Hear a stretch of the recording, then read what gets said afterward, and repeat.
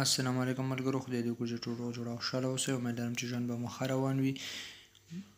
موږ په دې ویډیو کې یو څو جملې یو ځای کړي، یعنې د یو محاورې په شکل کې سره برابر کړي دي چې غواړم تاسو ته تشریح کړم. امید لرم چې ورباندې پوه شئ. که چېرې تاسو غواړئ چې زموږ نور ویډیوګانې هم ووینئ، نو تاسو کولی شئ چې زموږ چینل ته لاړ شئ او هلته د فرانسوي ژبې ګرامر او لغاتونه، فعلونه او د جملو په اړوند تاسو هم کولی شئ چې ویډیوګانې ووینئ. او که چیرې زموږ چینل سبسکرایب کړی نه نو چینل سبسکرایب کړئ چې هر نوی ویډیو چې موږ شیر کړو تاسو لپاره یو نوټیفیکیشن راشي او تاسو کولی شئ چې هغه ووینئ. او که چیرې ویډیو مو خوښ شو نو لایک او شیر کړئ چې نور ملګري هم وویني. راځئ چې اوس درس شروع کوو. Bonjour, je peux vous aider.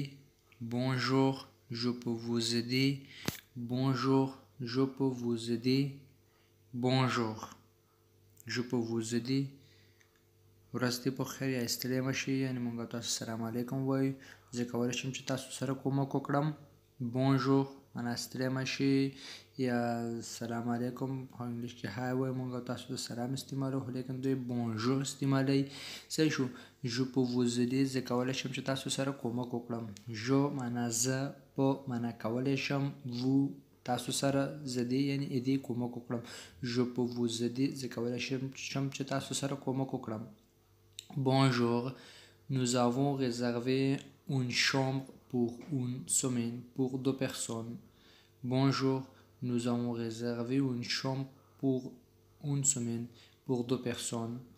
Bonjour, nous avons réservé une chambre pour une semaine pour 2 personnes. هوټل والا ورته وایي چې هم ستړي مه شئ. بونژور صحیح شو. nous avons د مشتري ورته وایي، لومړی هغه هوټل والا و، دویم اوس مشتري دی. مشتري وایي چې nous avons réservé یعنې موږ محفوظ کړی دی، یعنې موږ اخیستی دی، موږ نیولی دی. une chambre یو اتاق، pour une semaine معنا یو هفتې لپاره، pour 2 personnes یعنې 2 کسانو لپاره. nous avons réservé معنا موږ نیولی دی، محفوظ کړی دی، یعنې موږ نیولی دی، بوک کړی دی، یعنې بوکینګ ته وایي. réservé معنا بوکینګ ته وایي. صحیح شو. nous avons réservé موږ نیولی دی une chambre یو اتاق pour une semaine یو هفتې لپاره، pour 2 personnes معنا 2 کسانو لپاره. هغه هوټل والا یا ریسپشن والا ورته وایي oui au nom de quoi، ښه معنا په څه نوم. oui au nom de oui au nom de oui au nom de معنا ښه په نوم دی، ښه په نوم دی، سوال ورنه کوي که نه. au nom de یعنې په هر څه نوم چې وي مثلا هغه ورته وي. au nom de بالکوغ، au nom de بالکوغ، au nom de بالکوغ یعنې د بالکوغ په نوم مو اتاق نیولی. au nom de بالکوغ معنا بالکوغ په نوم اتاق نیولی. oui ښه. oui en fait vous avez la chambre 234. Vous pouvez me donner un passeport s'il vous plaît. Oui en fait vous avez la chambre 234. Vous pouvez me donner un passeport s'il vous plaît. Oui en fait vous avez la chambre 234. Vous pouvez me donner un passeport s'il vous plaît.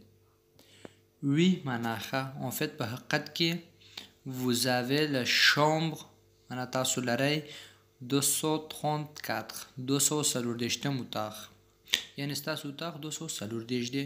vous pouvez me donner تاسو کولی شئ چې ماته راکړئ un passeport معنا پاسپورټ s'il vous plaît مهرباني وکړئ.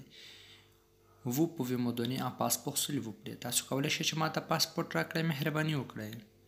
voilà دا دې واخله. voilà معنا دا دې واخله، همداسې. صحیح شو.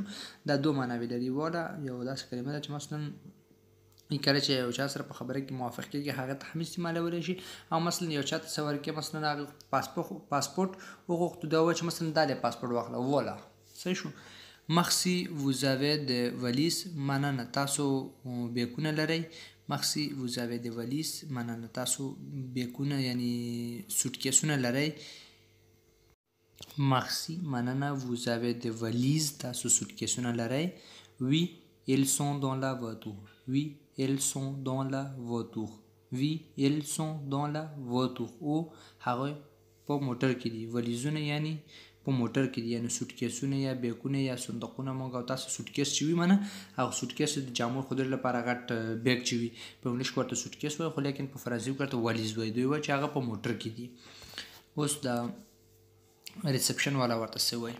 Très bien, j'appelle une personne pour vous aider à porter les valises. L'ascenseur est là, juste au bout du couloir. Voici les kili. Le petit déjeuner est servi à partir de 7h30 jusqu'à 10h. Si vous avez besoin de quoi que ce soit, il vous suffit d'appeler le 111.1.1.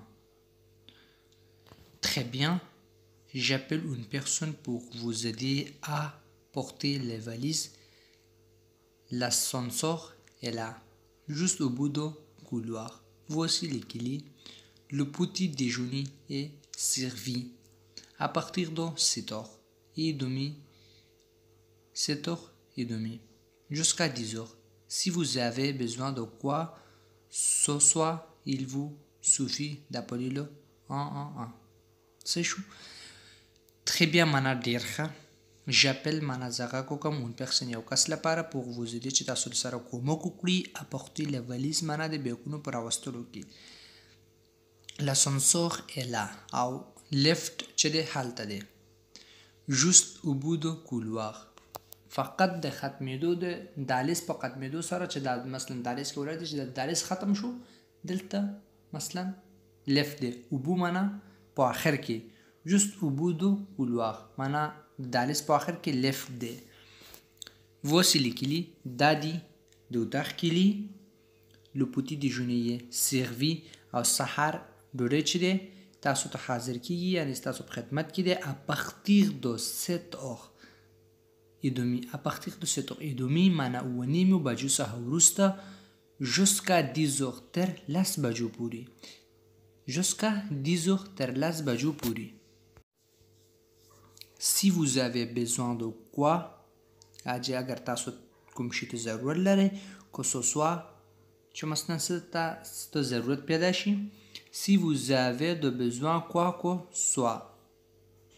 soit معنا چې څه تاسو ته ضرورت ولرئ il vous suffit d'appeler le 111. صحیح شو؟